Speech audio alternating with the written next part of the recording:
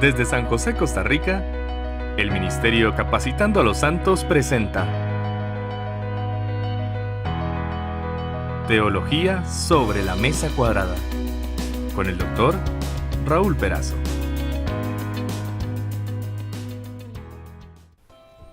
Estamos mirando la Biblia y pensando en lo que conversábamos ayer, y es un tema tan amplio, pensando en las tentaciones, y desde el mismo momento que fui salvo me di cuenta que tenía un enemigo. Pero bueno, vamos a seguir estudiando. Gracias por estar con nosotros, Jonathan, otra vez, otro día, otra tarde, para poder compartir con nuestros oyentes de BATV, de YouTube y de todos los medios por los cuales salimos. Así que vamos a lo que vinimos, diría alguien, vamos a la Biblia y pensando en la tentación. Y estaba acá viendo la cantidad de veces que aparece, y es increíble que los cristianos no estemos alertas ante la tentación. ¿Te acordás cuando el apóstol Pablo tenía una meta? La meta era conocerle, pero él decía: yo prosigo a la meta, al premio, el supremo llamamiento de Dios en Cristo Jesús. Es la meta que todos tenemos, y hablaba de su madurez. En el programa anterior leímos sobre el discernimiento del bien y del mal, o sea, de cristianos maduros, y no tengo ninguna duda que la madurez es un cristiano que se mantiene en comunión con Dios a través de leer, a través de orar, a través de practicar la palabra de Dios. Y la madurez o la perfección llega cuando me voy pareciendo al Maestro. Por eso uno de los nombres que se le da a Satanás también es imitador, porque trata de imitar siempre la obra de Dios. Entonces, también pensamos en que si decimos que no tenemos pecado, le hacemos a Dios mentiroso, y la verdad no está en nosotros.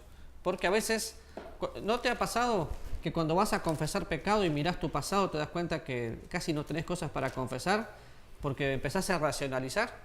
O te pones a hablar, yo me pongo a hablar con personas de mi edad que no conocen a Cristo y escucho sus luchas y digo: qué bien vivo. Ahora, eso me lleva a decir: gracias Dios por lo bien que me mantenés, pero nunca que no tengo pecado, porque siempre tengo algo que confesar. Lo bueno y lo que me da seguridad es saber que mi pecado nunca me va a afectar en cuanto a mi salvación o mi estado de ser hijo de Dios. Sí, definitivamente en mi comunión con Dios, ¿no? Sí. Pero bueno, sigamos hablando de Satanás. Bueno, hoy vamos a hablar un poco sobre, comúnmente, tal vez los que se conocen más comúnmente,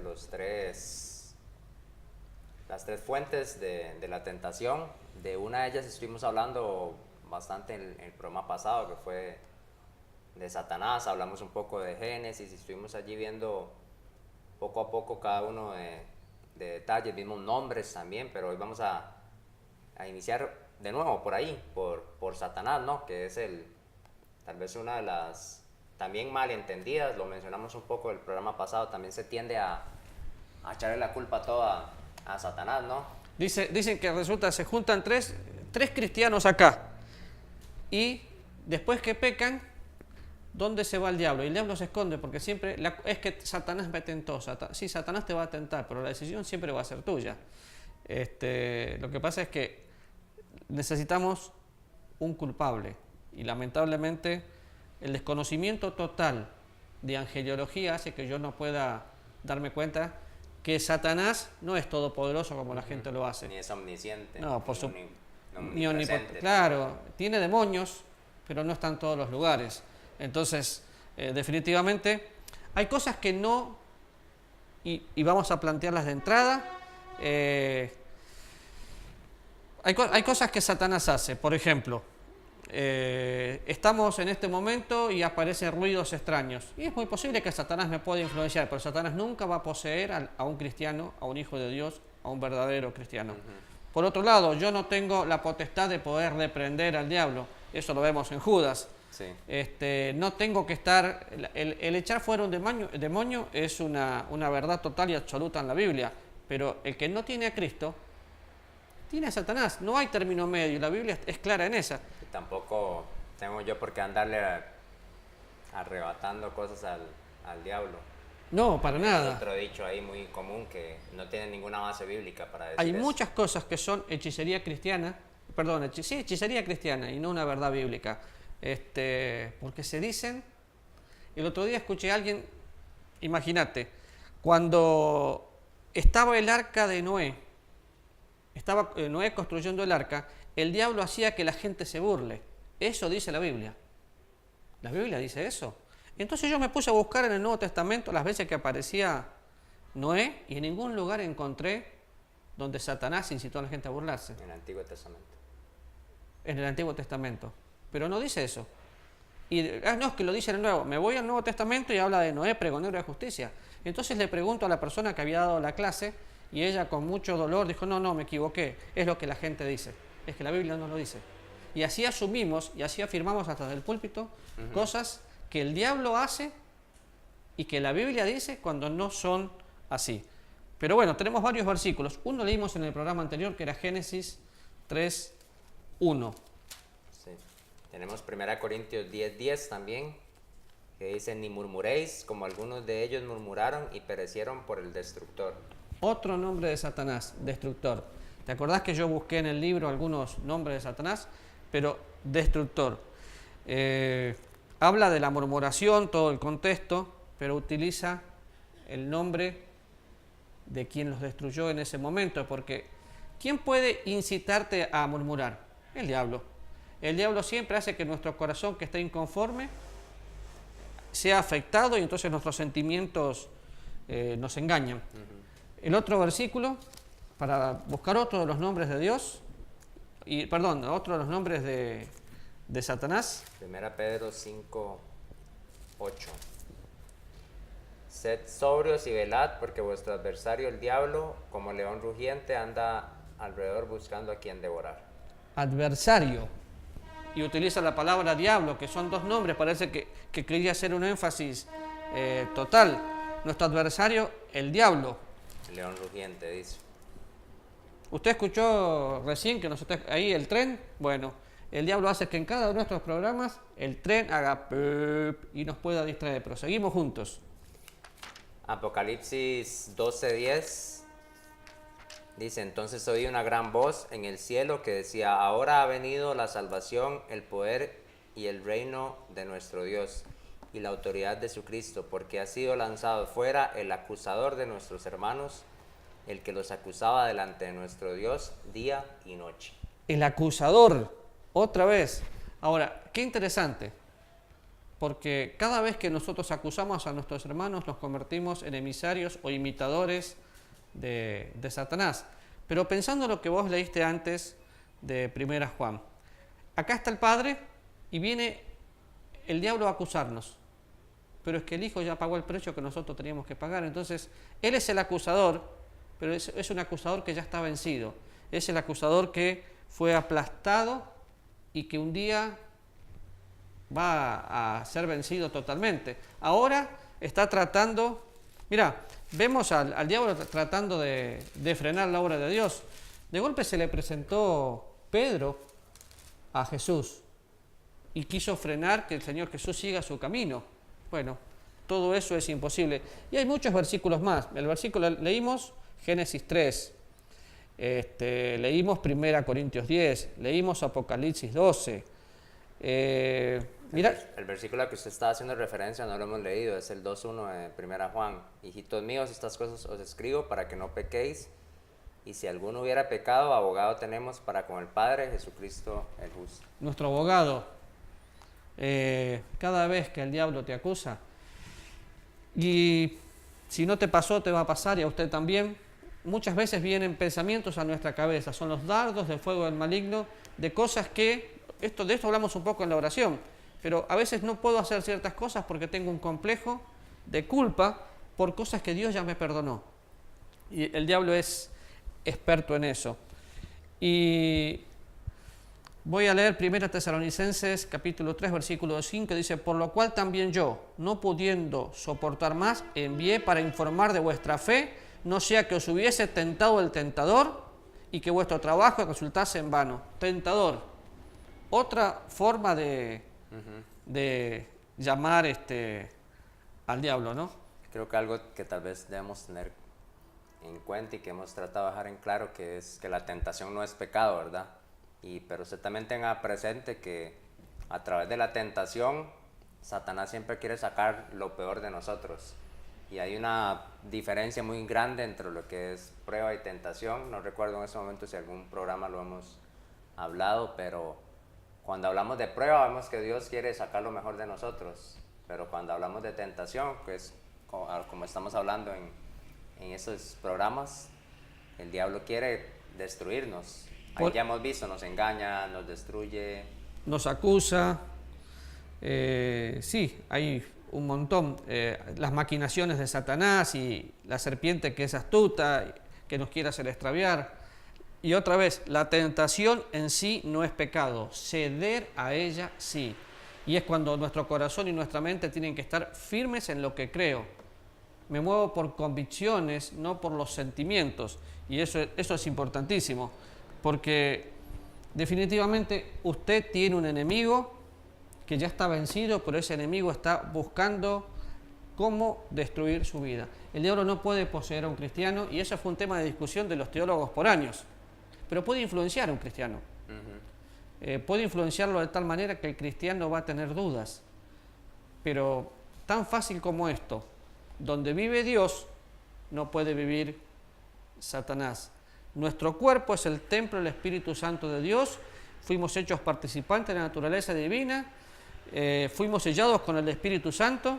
Por consecuencia, Satanás no tiene ningún lugar en la vida de un cristiano, pero sí la influencia del mundo que estamos viviendo, la televisión, el internet, las conversaciones, el trabajo, es una influencia constante. En este momento vemos una influencia de Satanás que nos puede llevar a pecar. En diferentes países del mundo hay huelgas o paros. Un cristiano puede ser tentado a jugar de yo la arreglo toda y plegarse un paro. Pero ¿qué dice Dios? Que tengo que orar por las autoridades. Entonces, sí, pero es que tengo que hacer un paro para ver si paro el gobierno y cambia estas cosas. Pero es que la Biblia me dice que tengo que orar por las autoridades para que vivamos quietos y reposadamente, como lo vimos en el programa de la oración y como lo dice la Biblia. Entonces, ¿qué hago? ¿Hago lo que creo que es correcto o hago lo que Dios dice? Bueno, un maduro puede discernir entre el bien y el mal y va a orar por sus autoridades y seguir trabajando y orando para que Dios sea el que controle todo eso, ¿no? Cuando pensamos en Satanás, en 2 Corintios 2:11 dice, para que Satanás no gana ventaja sobre nosotros porque no ignoramos sus maquinaciones. ¿A qué maquinaciones pensás que se refiere? Y a todo lo que está tratando de hacer para hacernos caer, para destruirnos. Estamos en este siglo y en lugar de vivir quieto y reposadamente, estamos viviendo totalmente alterados porque nos vamos amoldando cada vez más a lo que... Para mí es un extremo, ¿no? Porque hay gente que en la iglesia local vive en el siglo XXI, y hay gente que vive en el siglo II, porque no avanzó nunca. Y tratamos de pensar que la iglesia local tiene que ser antigua y que no puede ser contemporánea y muchas cosas así. Pero bueno, cuando vamos a la verdad bíblica, lo único que me tengo que amoldar es a lo que la Biblia dice, no a formas. ¿Y sabes que el diablo es muy astuto para hacer que guarde formas y de eso te mantengas en cierta actividad religiosa, pero que no vayas al fundamento que es Cristo? Entonces, hay cosas que se transforman en cosas importantes, pero no son prioridad. Son las maquinaciones de Satanás. Hay otra cosa que me vino a la mente también con respecto a ese punto también. Una de las cosas es que a veces nosotros también tendemos a centrarnos más en nuestro pecado que en la obra de la cruz de Jesús. Entonces, eso también es un método que utiliza el diablo para mantener nuestra mente ocupada en lo que no la deberíamos de tener ocupada. Cuando nosotros estamos preocupados más por el pecado con el que estamos luchando que por lo que Cristo hizo por nosotros, definitivamente vamos a vivir un día a día en derrota y sin gozo y etcétera en mi corazón y en mi vida. ¿Y sabes dónde radica eso? Cuando escuchás el testimonio de alguna persona que se revuelca más en lo que fue, en lugar de darle la gloria a Dios, ahí empieza una mala enseñanza. Te voy a dar 2 ejemplos de testimonio. Uno que para mí no le da gloria a Dios. cuando antes de conocer a Cristo le pegué a mi madre, fui asesino, fui violador, fui esto y fui aquello hasta que Cristo me salvó. Y cuentan todo lo malo que fueron. Pero qué diferente sería si decís, bueno, tenía un vacío, Dios me rescató, si querés decir de las drogas está bien, pero hasta ahí no tenés que dar detalles, pero la obra de Cristo y el salto a Dios. Cuando el cristiano se quiere gloriar de su pasado, llega un momento que en su vida cristiana cree que nunca va a tener victoria porque aprendió a gloriarse en el pasado. Y lamentablemente nos olvidamos que la victoria que tengo no es por mis méritos, es por los méritos de la cruz.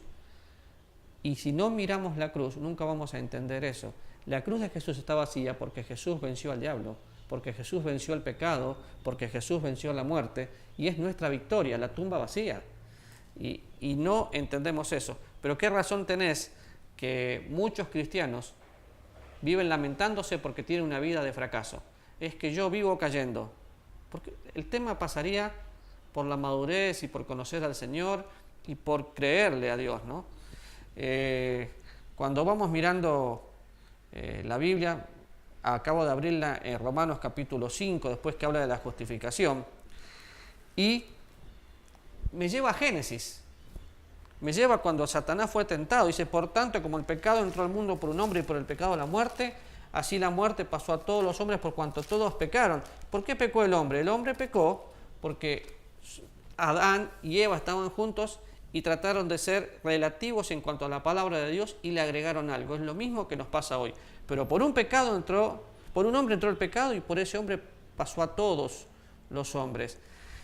Y dice después, versículo 14, no obstante reinó la muerte desde Adán hasta Moisés, aún en los que no pecaron a la manera de transgresión, el cual es figura de aquel que había de venir.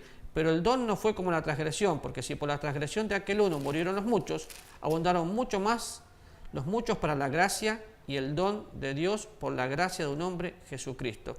Y sigue hablando, pero me muestra algo. El pecado se introdujo, sí es cierto, se introdujo por una persona, Satanás, que nos tienta continuamente y que podríamos pensar, para hacer un contraste, porque el tiempo está yéndose otra vez, en San Juan capítulo 10 me hace el contraste perfecto. El diablo, el ladrón que está desde la creación, vino para hurtar, matar y destruir.